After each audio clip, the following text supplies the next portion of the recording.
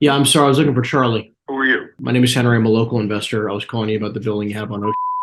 What can I do for you? My name is Henry. I'm a local investor in town, and I'm going through a 1031 exchange. So I'm looking to spend some money for tax purposes. And I was just curious if you might consider selling the building. I don't know if it's something you've ever considered selling, or if you had some type of number in mind. Oh, I got a big number in mind. I can imagine you do. I mean, what type of number are we thinking? Between 8 and 9 million. That is the marina, the business, and the 3 houses that sit on it, correct? Correct. I'm going to speak to one of my partners and see what we can do to see how close I can get to that type of number. And then in the meantime, just to be clear, I mean, is this your cell phone, like the best number that we can reach you at, or is there a better number? It brings through to my cell phone the number you called. Okay, got it. And then I know you own or occupy everything, and I'm sure you run the business as well. At least that's what it sounds like. Okay, so then just to be sure, do you have any kind of like rough gross income numbers based off of the rental? I don't need to know the business number off the business income, but just like rough rental numbers, just so I can at least have some type of figure in mind. Rough rental numbers. The house rentals? Yes. Single family house, we get $2,500 a month for, and that's supposed to go up to 3. It's a 3-bedroom. 2-family house, we get up and it's an upstairs, downstairs, and we get $3,500 a month for that. And our house is a 2-family, but we use it as a 1-family. So technically, it's a single family, a 2-family, and a 2-family all in the same lot. Yes. Okay, just want to make sure. So it's five total units, rental units. Well, listen, I'm going to run some numbers. If I can try to get anything together, I will give you a call back. 2 questions for you just to follow up, and I'll let you go. Just to be clear, would you be totally against selling the property and then renting it all back? Renting what back? You know, if we bought the property from you and you wanted to continue operating the business, would you consider doing that and then renting it back? Maybe. Let me just grab your email. That way, if I have something for you, I can at least send it over. Definitely not too shabby of a quick call there. A lot of these types of deals are interesting because you have to do a lot of upfront legwork to see if it makes sense. But anyways, on to the next. Hello? Yeah, hey, Kathleen. Yeah. Yeah, hey, Kathleen. Who's calling? It's Henry again. We spoke about 7 or 8 months ago about your property. I wanted to follow up with you in the new year and see if you still might consider selling the building. I told you I don't own anymore. Oh, you ended up selling it. I'm sorry. I took the wrong note. My apologies. No, I told you about some properties I had up this way. That's right. That's right. I spoke to a few of my partners already, and the best feedback I got was, they were going to be in the vicinity of, like we talked about, like probably like, 40 to 50,000 bucks tax lien, right? Get the hell out of here. What are you, crazy? You can't get a commercial building for 40 or 50 dollars. I think you better write your notes down correct, because I don't think you remember talking to me. I do. You had the building where you had the 2 buildings side to side with the next to the Dollar General, right? Yeah, I'm not desperate. And that building with a roof on it will go for a lot of money. I'm not putting the roof on. Well, I remember last time you told me you were looking for like 150 grand or so, correct? Right. I was just turn it over real fast. But I'm not taking 40 or 50. Don't shoot the messenger, Kathleen. I am just a local commercial broker. I know I do a lot of business in the area. Well, Kathleen. Thank you for your interest. No. But I'm in the middle of something right now, so I really can't tell. I was like, Kathleen, just really quick, 30 seconds. Just really quick. If I know you're not going to do 40 or 50 grand, I'm not expecting you to take that type of number, and I don't want that to come off as insulting. I know I can get them up higher. What number would you consider? If it's not 150, That's what where would you consider? I'm at 140. I'm at 140. And 140. I'm not going down another penny. No, But going they down. can flip it for more money. I was just looking for some Yeah. fast cash in my pocket. I understand. Somebody else can flip it after they put the roof on it and make quite a bit more money. So listen, I really gotta run. So No worries. All right, Kathleen, I'm gonna try to push it out of 140, see what I can do. Have a great rest of your day. You too, bye. Thank you. Bye-bye. Listen, guys, I mean, you just got to be fast, right? When you give them too much time to talk sometimes, they talk themselves out of a deal, they talk themselves off the phone, they talk themselves into these situations where you're like, I don't know if I can do something here, and I just don't take any of it personally. It has nothing to do with you. Especially if you're the broker. It's just like, I'm just a messenger, man. Don't hurt me. Hello? Yeah, hi, Miss Nesk. Yes? Yeah, hi, my name is Henry. I'm a local investor here in town, and I was looking for Tim about the property on... Okay, it's got the real estate. I mean, you can ask me some questions, but It's already on the market? I'm sorry. yes, it's on the market. Oh, okay, I didn't realize that. I'll call your broker. My apologies. Okay, thanks. Thank you so much. Yeah, I'm sorry. Is this Mrs. Zisco? Yes? Yeah, hi. My name is Henry. I'm a local investor here in town. I was just trying to get a hold of Ron about the building on... Oh, I see. Hold on a second. He's in the bathroom, actually. You can talk to me, though. What do you have to say? I'm a local investor in town, and I was calling about the property on... I'm going through a 1031 exchange. So I had sold a few Mhm. properties and now I need to buy a few more. I was just curious if you'd be totally against selling the building. You know what? I have your number on my phone. I don't think so right now, but I will talk to you about it. And if so, I will call you back. Call back in a half an hour. How's that? Call back in 30 minutes. Okay. Yeah, I'll try to put a quick reminder. Yep. Hey, John. Hello? I'm sorry, is this Mrs. Sperling? Yes? Yeah, hi. My name is Henry. I'm a local investor in town and I was calling to speak with John about the property. It's not for sale. I understand. I mean, I would imagine I would see it on the market if it was, but I represent a client who's selling a property down the block. So I was just curious if you and or your husband would consider buying another property in town. I don't believe so. Okay. Is there a better time I should call back and speak to John specifically, or? No, I'm his wife, so I would be making decisions also.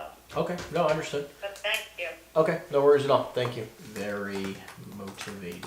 And I'll send that off to my assistant to take care of the rest. Anyway, so Logan, when a residential client says to me, make an offer, what I typically try to say to them is get off the pricing question, right? Like immediately get off numbers because any number you say can and will be used against you. In the residential world, it's the opposite of the commercial world. So in the residential world, when it comes to like, tell me about a number, blah, blah, blah, any number you say can and will be used against you. So never present the number. What I would do is start playing the super motivation card.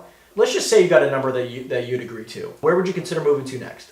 Move down to Florida and play that route. And listen, if I get people like that, I want you to know, like, so many people get attached, like, oh, should I call this person and like follow up and blah blah blah? No, I mean, I'd probably call them maybe every 90 days to 6 months and just check in and pretend like you never spoke to them before. You know what I mean? Like, I wouldn't overthink it so much. You know, like, oh, that's not a lead. Yeah, it's a confirmed phone number, which I like, and that's why I hit this list every 90 days. Because you want to figure out if it's a conditional sell. It's like a condition that they can't like. Well, listen, we're open to selling because our kids are moving. Our kids are almost out of high school and we want to move when they're out of high school. You know, you want to play that card and be like, okay, well, is it a conditional aspect of selling where like they can't sell unless they have their kids move out of school or whatever? Depending on that kind of mentality, then you can flip it into like, okay, well, if you got the number you consider, would you be totally against listing the property for sale?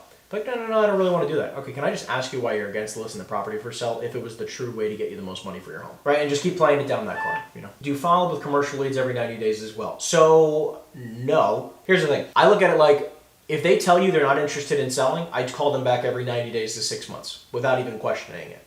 If you got a confirmed phone number, you know for a fact that's the owner, I would call them back every 90 days to 6 months to just see if plans have changed, if they're open to buying, if they're open to whatever, right? Because it's hard enough to get correct phone numbers, right? So just to have that is important. But if someone's interested in selling, I would not wait 90 days to follow up with them. I definitely would probably call them if they're really interested in selling, I'd probably call them each and every single day until you have a meeting. But I would try different modes of communication. I would try to call them, leave a voicemail, send a text message, send a video message, send an email until you can get an appointment. Their motivation dictates how quickly you follow up with them, if that makes sense. I also know that, as an example, the guy I just spoke to who owns a marina, they are probably not going to share a taxable income every year, right? He's probably not going to do that on the very first phone call. So I'll try to get all the information where I was like, oh, just listen, like I don't need to know your taxable income by any means, but would you give me the rental income? So he gives me the rental income of the other properties on that one lot. And then next time I call him back, I'll be like, hey, listen, you know, I have somebody who might consider paying you the number you're looking for, but they would really need to see some tax returns. Would you be totally against sharing some tax returns? And then now I can build some rapport, build a relationship, and then I can get the next level of information. But sometimes, like, I don't want to be that pushy day one. Because you got to ease into the relationship a little bit. Maybe next time I'll even stop by if I'm driving by the property. Because sometimes that type of information can be very difficult to get. By the way, just to give you an idea, I've been calling this list every 90 days. And I get answers like this all the time. I already listed the property for sale. And last time I spoke to this person, they were not interested in selling. This was 6 months ago. This property was listed 60 days ago. Or not even, 45 days ago it was listed. Even if they tell you no, you always follow up. About this property, I went to this property already a long time ago, and it wasn't in contract. Then they had it listed with somebody else, and then I called them. They were in contract when I called them, and then I didn't follow up soon enough, and they ended up listing with another person. But they're also selling, they have it listed for $300 a foot for a building that's not even close to worth $300 a foot. I'm not exactly upset that I didn't get this listing because I wouldn't have even let them list the property at this price. I think this is an astronomical price. I would have never done this. I got the whole production crew coming in today, so we're running around in the background. So I want to take the rest of the time. I want to make sure that if any of you guys have any specific questions about the calls we made today, really anything around sales, conversion, follow-up, scripting. By the way, really quickly, for all of you guys who do not know, Scriptbook 2.0 is ready to go. It has a bunch of commercial scripts. I added those. It has a couple extra residential scripts, a couple social media DMing scripts. Make sure you check out Scriptbook 2.0. Yeah, go for it. For me, it's just nice seeing you kind of get chewed out by some of these guys, knowing that, after all your experience, we're not the only ones that are not saying the right things to get like our ass chewed in some of these calls. So don't kill the messenger kind of thing. It's reassuring to see. Listen, man, we all get it. Every single person in the world gets this stuff. It's one of my sales guys who was getting chewed at all day long for like a week straight. We've all had those weeks, right?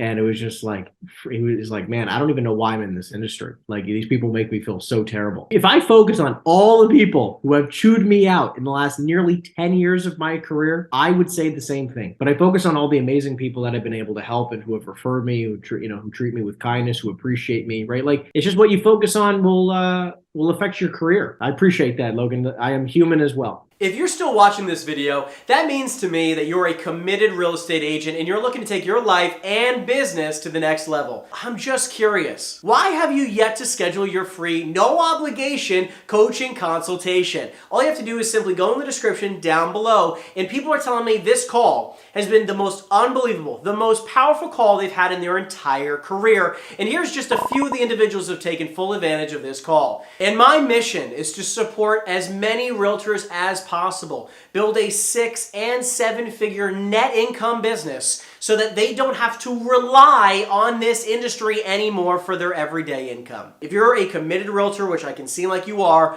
all you have to simply do to take full advantage of this free coaching consultation is to go in the description down below and schedule your free call now.